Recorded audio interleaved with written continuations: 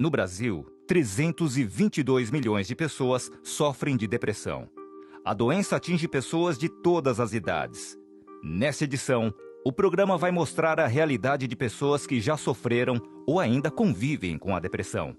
Para a maioria, o assunto ainda é muito complicado e divergente. Sobre depressão, eu não tenho uma opinião formada ainda. Eu acho que é meio um tabu ainda. As pessoas têm medo de falar sobre isso. Todas essas dificuldades do dia a dia acabam causando depressão.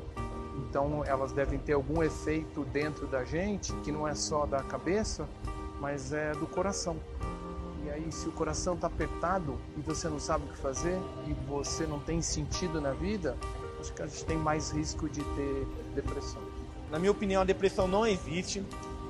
Na verdade, a depressão é uma desculpa que os jovens hoje em dia usam para poder camuflar os seus problemas pessoais.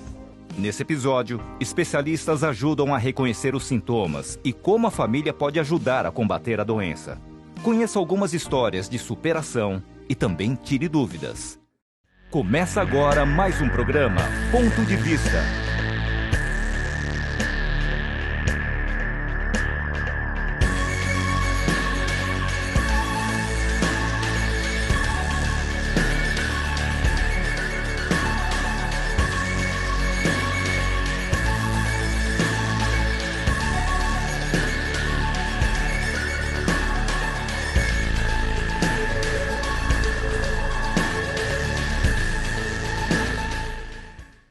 Depressão é uma doença, embora muitas pessoas não levem a sério, elas acham que é um estado de tristeza, desânimo, inclui esses sintomas, mas não é apenas uma tristeza, é diferente. Uma tristeza a gente vai sentir toda vez que acontecer alguma coisa que, enfim, saia do nosso planejado, ou que, enfim, a gente perde um parente, rompe um relacionamento. A tristeza é natural nessas situações. Quando essa tristeza dura muito tempo e a gente não consegue cooperar com esses sintomas, a gente já pode falar de alguns sintomas de depressão.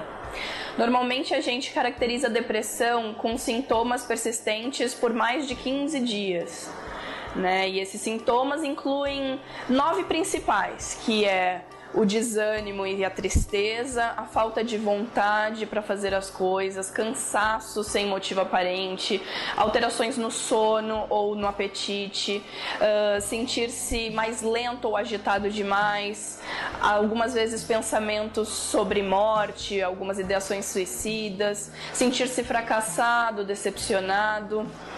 Dificuldades na atenção e concentração também são bastante comuns. Eu supervisionava as franquias da rede na qual eu trabalho e sofri um acidente voltando do litoral, capotei com o meu carro e aí isso deu um estresse pós-traumático. Eu não conseguia mais colocar o pé para fora de casa, assim, eu entrava em pânico. Fiquei um tempo afastada do trabalho, depois voltei a trabalhar e depois de 1 ano e meio mais ou menos eu tive de novo uma depressão, mas aí por conta de acúmulo de trabalho eu tive uma decepção amorosa. Eu trabalhava há 15 anos, né, fazendo um programa esportivo na rádio e foi a empresa que eu mais fiquei, assim, eu nunca fiquei mais de 2 anos trabalhando no mesmo lugar. E aí chegou a notícia de que o programa ia acabar e a gente ia ser demitido. Mas aí o problema é o que acontece. Como à tarde eu também faço um programa na rádio, então eu tinha que todo dia ficar passando na frente daquele lugar, entrando, revendo as pessoas. Aí começou a dar um sentimento estranho que eu ainda não reconhecia como depressão. E eu comecei a ficar mal, e aí chegava naquele mês, obviamente, fazia falta aquele salário que caía, aí você já tinha que refazer algumas contas. A depressão, ela é um transtorno afetivo, né? O DSM-5, ele classifica como transtorno depressivo maior.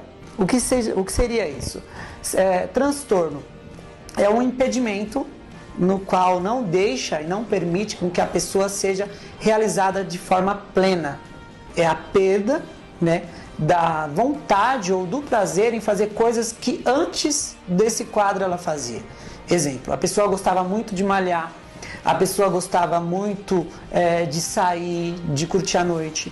Então ela vem aqui e começa a trazer que malhava, agora não quer malhar mais. Sair, agora não quer sair mais. Eu cheguei a ficar alguns dias sem tomar banho, eu não queria comer, eu não queria escovar os dentes, eu não queria fazer nada. Peguei um lençol e amarrei numa estrutura que tinha no fundo de casa e amarrei no pescoço e me joguei. Mas o meu irmão e o meu tio viram a cena e tentaram impedir, não conseguiram, meu tio inclusive quase caiu junto, mas eu tentei me enforcar. E eu acho que talvez seja o método mais usado pelas pessoas que tentam se suicidar, porque eu acho que não tem corte, não tem a dor especificamente, né? Você vai perdendo a consciência e, enfim, acho que é mais indolor. Eu vejo ideação suicida em praticamente todos os casos de depressão que eu atendo.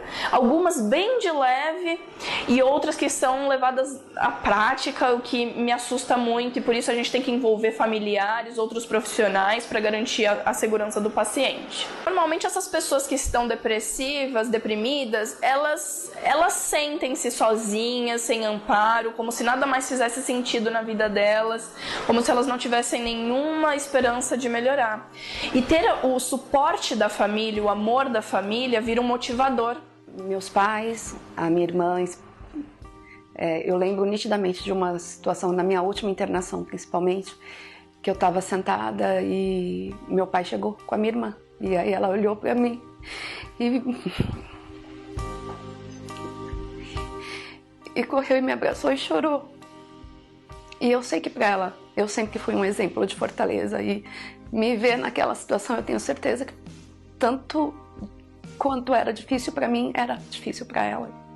Quem convive com você ali do lado, no caso até minha esposa, ela começou a falar assim, pô, vai procurar ajuda. Ela entendia, via como eu tava, eu queria no momento ficar quieto, ela me deixava quieta, meio que ela percebia que eu tava irritado, então ela tirava o pé. A família, ela é importante para tudo, né?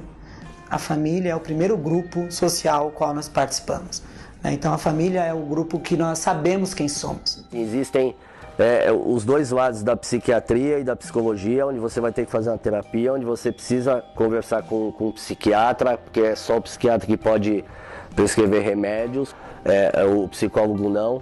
Mas assim, eu sempre falei que terapia era coisa pra louco, que você fazer terapia é coisa que até o dia que eu precisei. Se a depressão tiver um estado mais avançado, depois do diagnóstico bem feito, precisa de medicamentos psicofármacos. Então nós fazemos uma aliança com o psiquiatra.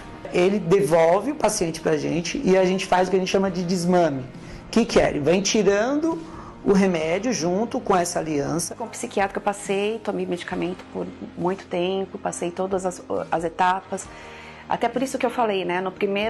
Quando eu sofri o acidente, a primeira vez que eu fui no médico e eu não tomei os cuidados certos, eu parei o tratamento por minha conta, e aí depois ele veio muito mais forte. É por isso que eu falei que é tão importante o acompanhamento do médico, do psiquiatra, do psicólogo.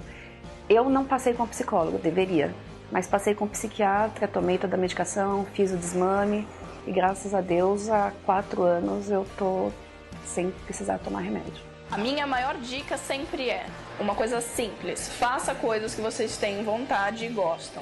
Então, converse com um profissional, procure uma ajuda médica, converse com seus familiares, elabore formas de você se sentir mais animado, para ter prazer na vida. Saia, converse, fale com as pessoas, exponha para quem você confia.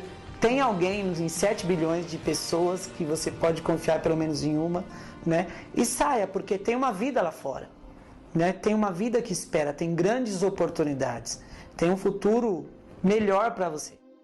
É necessário que as pessoas saibam que não é vergonhoso ter depressão. O que realmente importa é identificar esses sintomas que foram mencionados durante o programa e procurar ajuda de profissionais qualificados para ter os melhores cuidados possíveis.